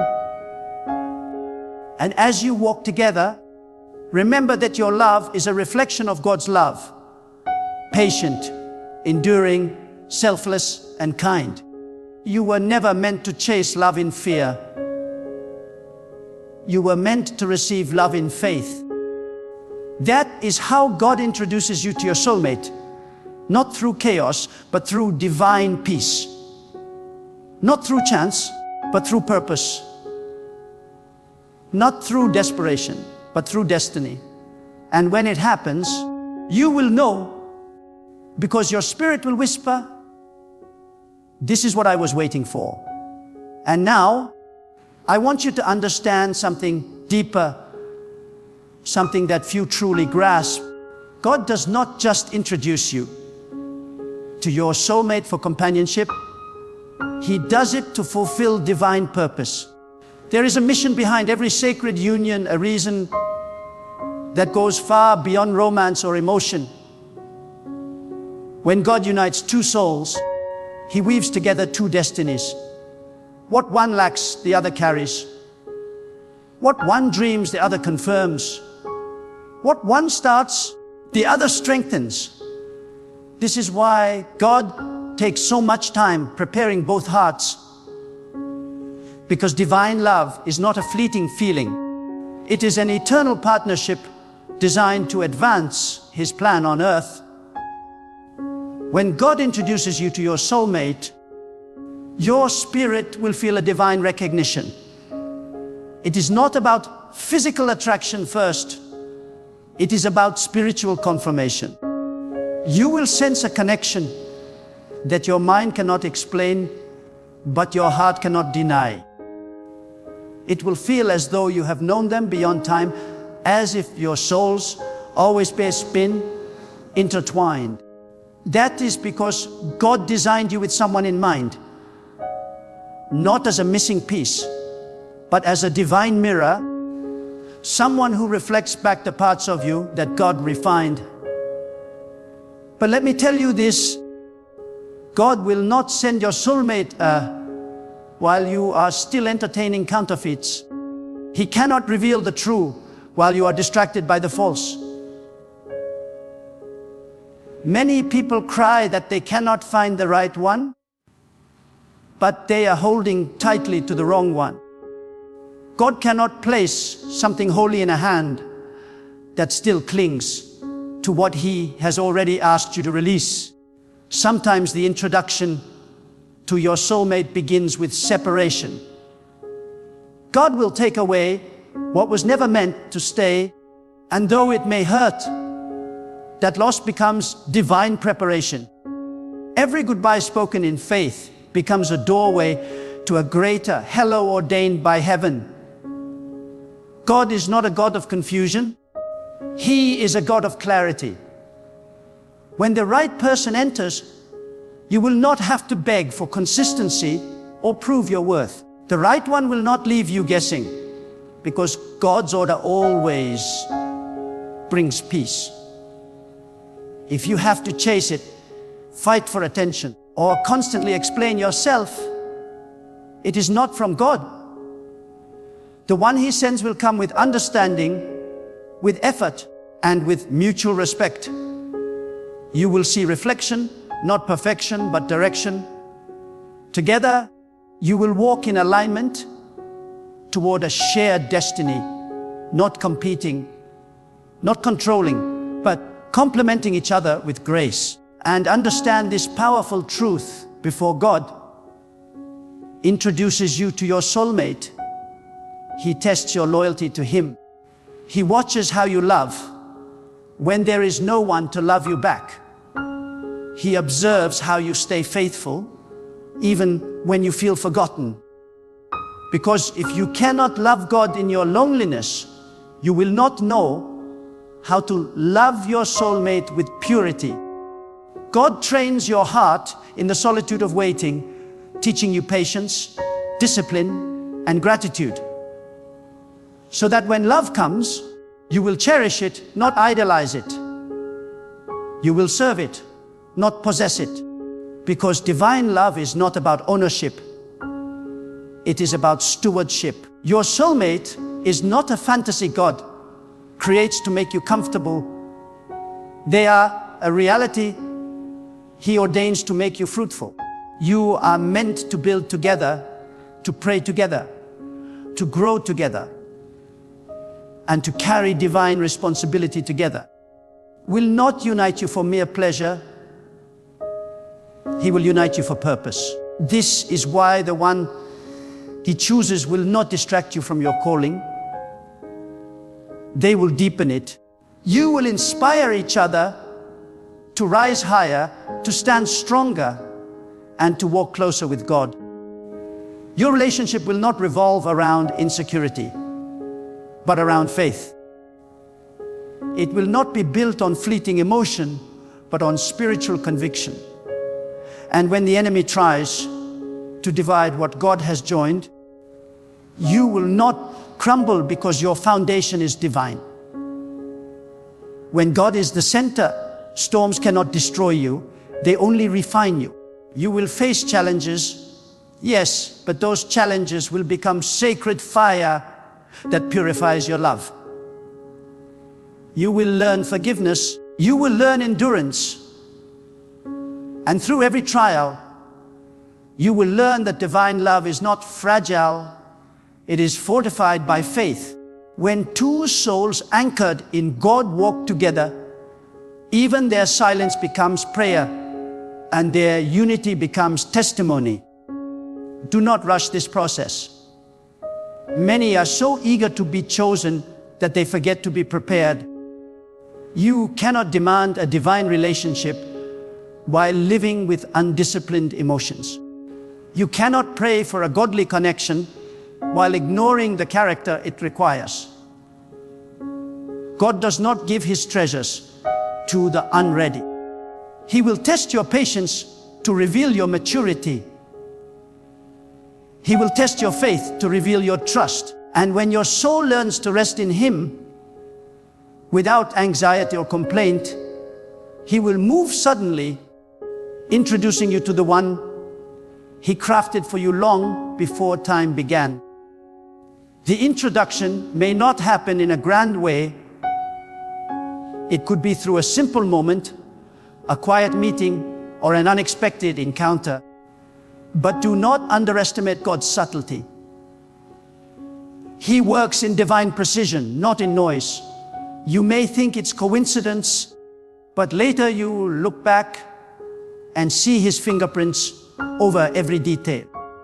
God arranges the timing so perfectly that not even 1 second is wasted. He will ensure that both hearts are ready, spiritually, emotionally, and mentally, so that when they meet, the connection will not be rushed, it will be right. And here is another truth you must hold tightly. God does not pair you with someone based only on attraction or compatibility. He pairs you based on assignment. The right one will carry the strength you lack and need for your destiny. They will challenge your comfort zones, not to hurt you, but to grow you. They will not compete with your light. They will stand beside it, protecting it, nurturing it, and shining with it. This kind of connection is divine partnership. It is two souls walking with one purpose: to glorify God through their union. You see, divine introductions are sacred. They are not forced by dating apps, desperate prayers, or manipulation. They happen through alignment. God aligns seasons, aligns hearts, aligns paths. Sometimes what you call delay is God aligning your steps with someone else's preparation. He is preparing both of you for the divine moment when your eyes will meet and your souls will recognize each other. That recognition is not magic, it is divine memory. The memory of two spirits that were created to walk together, finally converging in God's perfect time. And I say this with authority: when it is from God, you will not have to fear losing it. You will not have to beg for love that was written by His hand. What He ordains, He sustains. What He promises, He protects. What He blesses, He multiplies. If you ever have to chase peace, it is not from God. Divine love does not run from you. It meets you halfway. It does not confuse you. It clarifies you. It does not drain you. It strengthens you. When God is in it, you will feel at rest even while waiting. Do not listen to the world that tells you love is luck or chance. Love is divine strategy. God knows the rhythm of your heart better than you do. He knows who will understand your silence, who will pray when you cannot, who will remind you of His promises when you forget. That is why He takes His time. He is not delaying. He is designing. Every delay is construction in progress. Every tear is watering the soil of your future joy. Every lonely night is shaping the strength you will one day need to protect what He gives you. When God introduces you to your soulmate, it will not be because you beg it.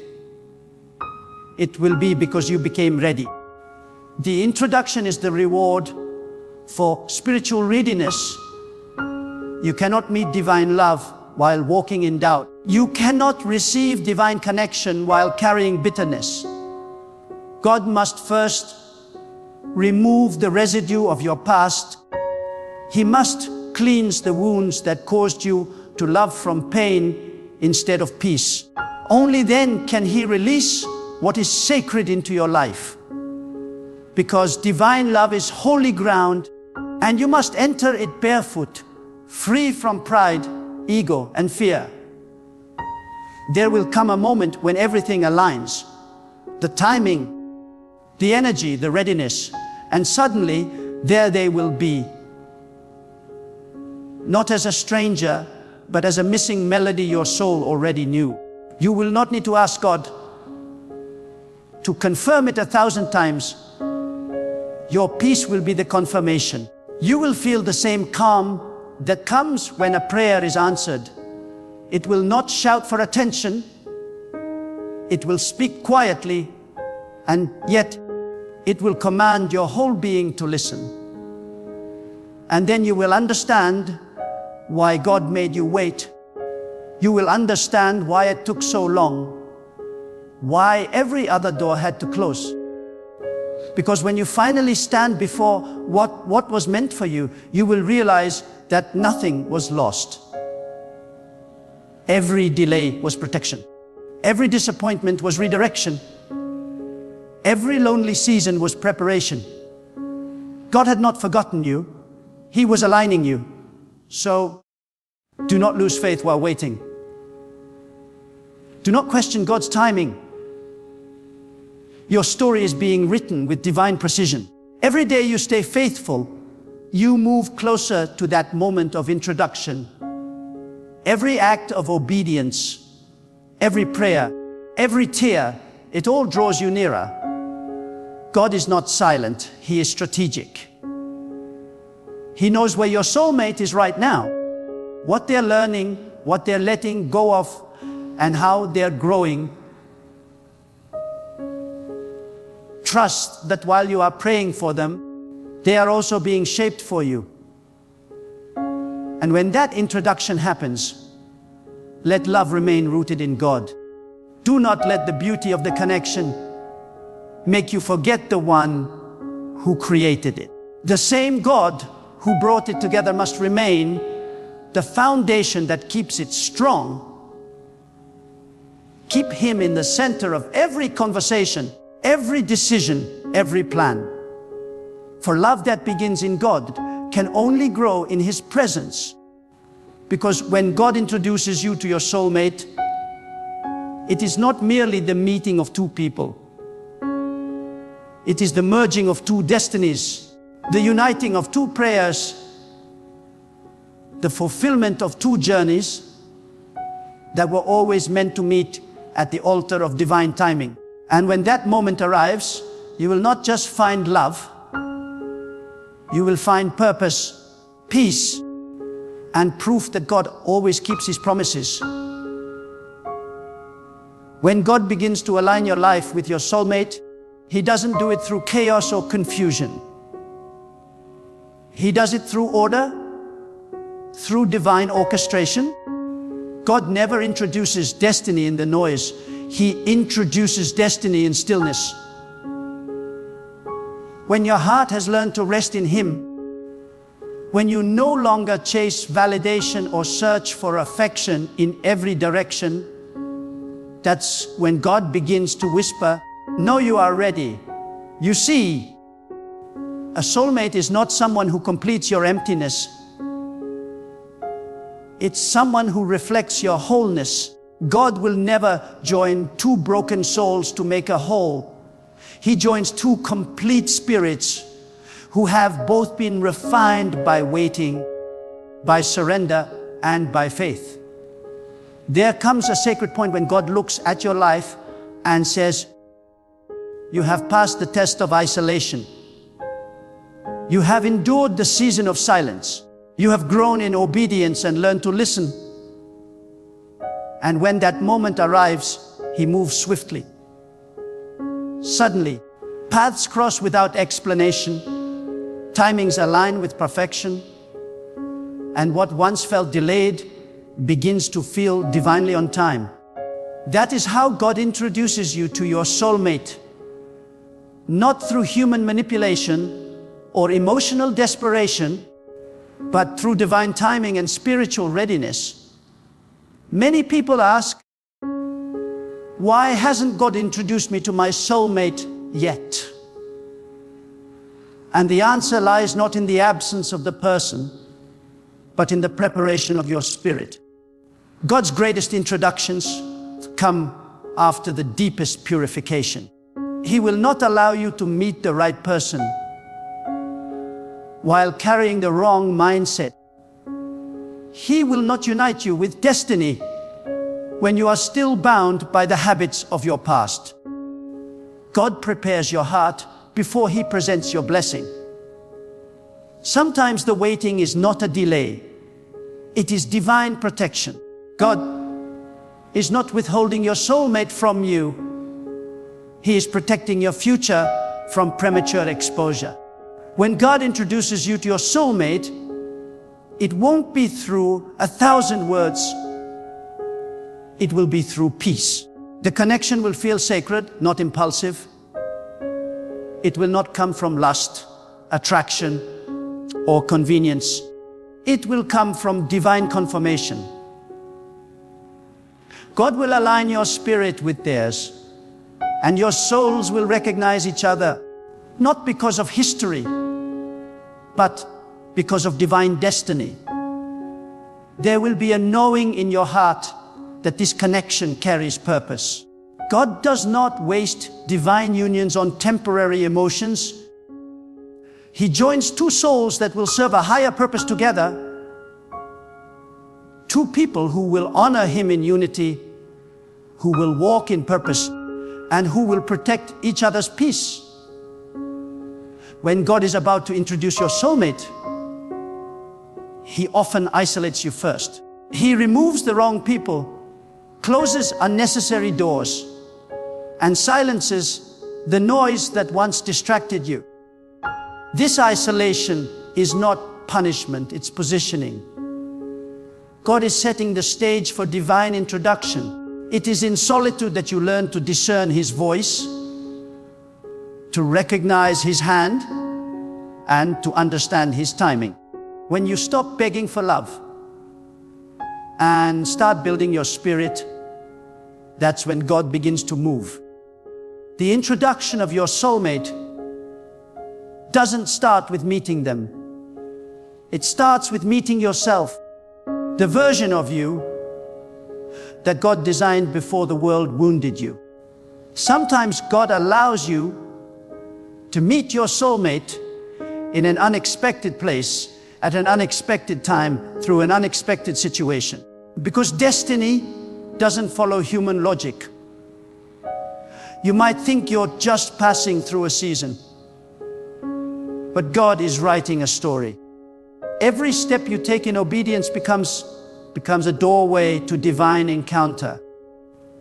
God does not introduce your soulmate when you are searching the loudest. He introduces them when you are walking in quiet faith. He will make sure that when you meet, it's not by coincidence, it's by divine confirmation. The very peace in your spirit will testify that this connection was written long before time began.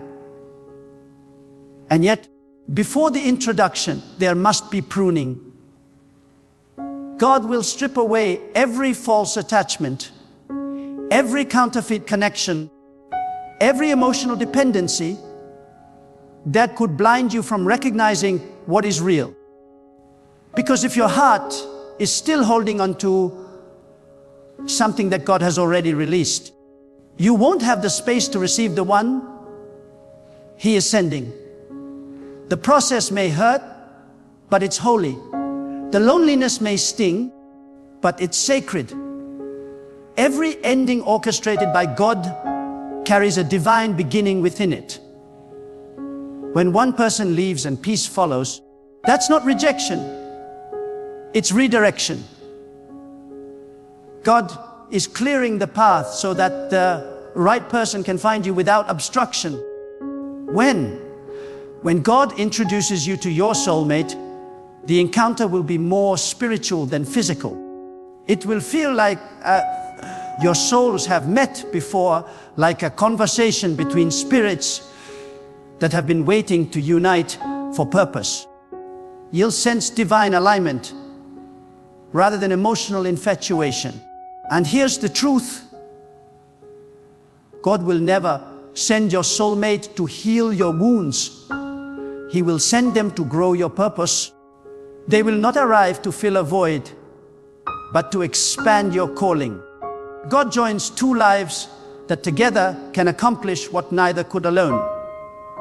The bond will carry peace, direction, and purpose, all anchored in God.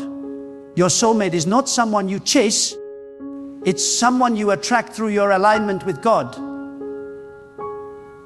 When your heart is anchored in faith, when your actions honor God, and your spirit is guided by His wisdom, you become magnetic to what is meant for you.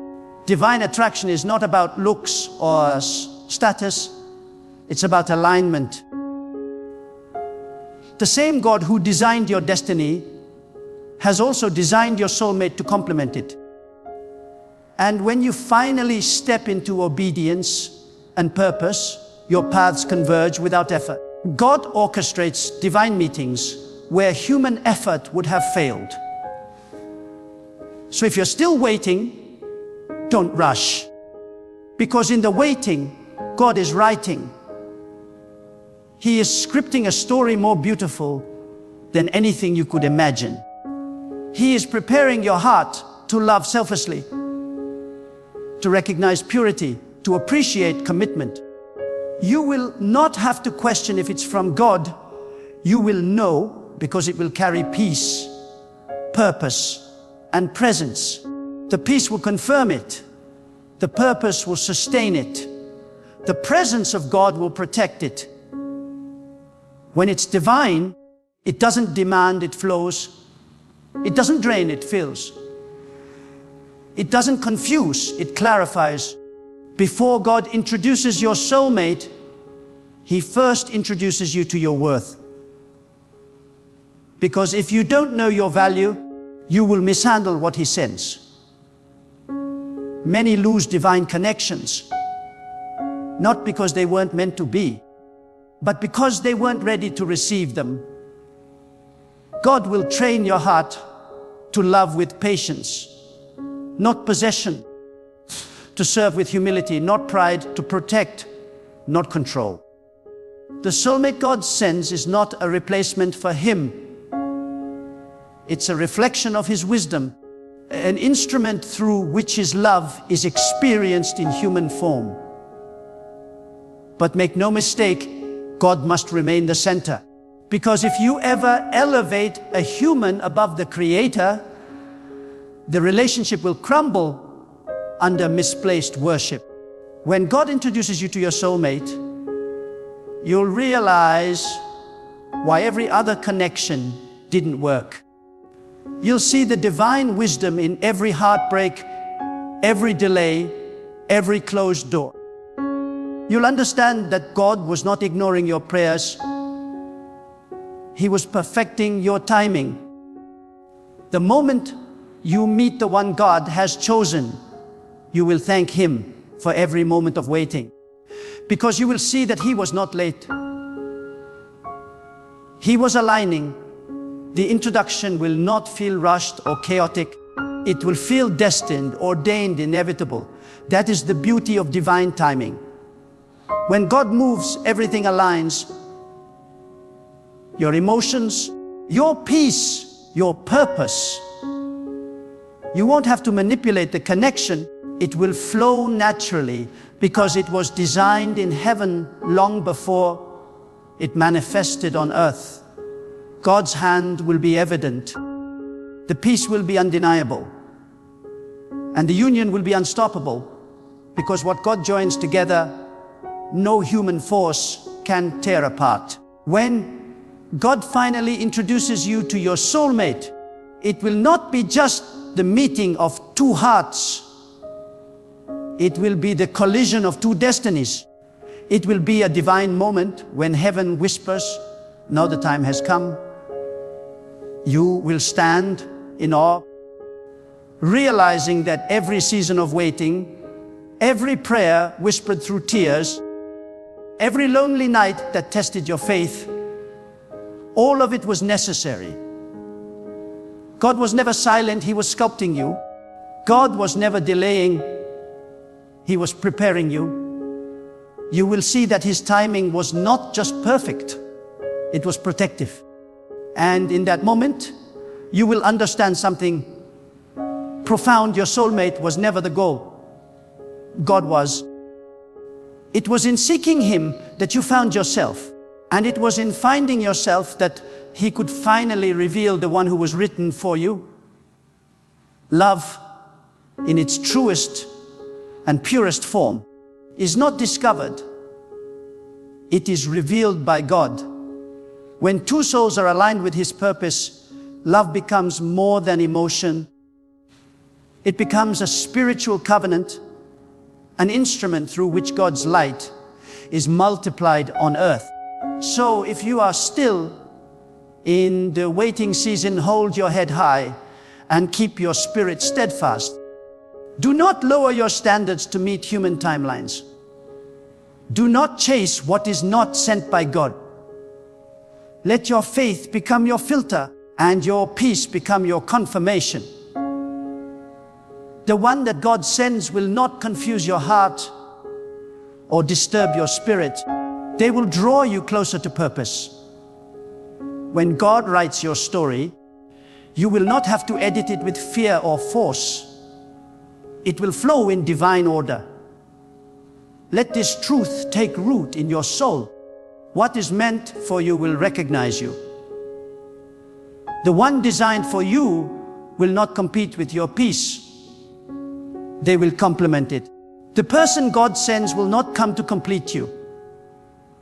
They will come to continue what God has already begun in you. Until then, walk with discipline, pray with conviction, build your purpose. Because God does not introduce you to your soulmate when you are searching. He does it when you are becoming. And when that day comes, when God aligns your path with theirs, do not boast, do not fear, do not doubt. Simply thank Him. Thank Him for every delay that protected your destiny. Thank Him for every ending that led to this beginning. Thank Him for teaching you that true love is not something you find outside. It is something God awakens within. So stand firm in faith. Guard your heart with wisdom. Let your character become your prayer. Trust the God who orchestrates the stars to also orchestrate your love story. For when He moves, no human hand can hinder. And when He introduces your soulmate, it will be in such a way that every fragment of your past will make sense. Therefore, wait not with worry, but with worship. Live not in fear, but in faith. Speak not with doubt, but with declaration. Tell your soul to rest, because what God has written for you cannot miss you. Let your heart echo this truth every day. In God's time, in God's way, through God's wisdom. What is mine will find me. And when it does, may you recognize that it was never just about meeting another person. It was always about meeting the divine plan that God had written for your life from the very beginning. Now, go and live in faith. Prepare your spirit. Strengthen your purpose. And trust with unwavering conviction that God is already arranging your introduction. Because what He ordains, no force on earth can undo.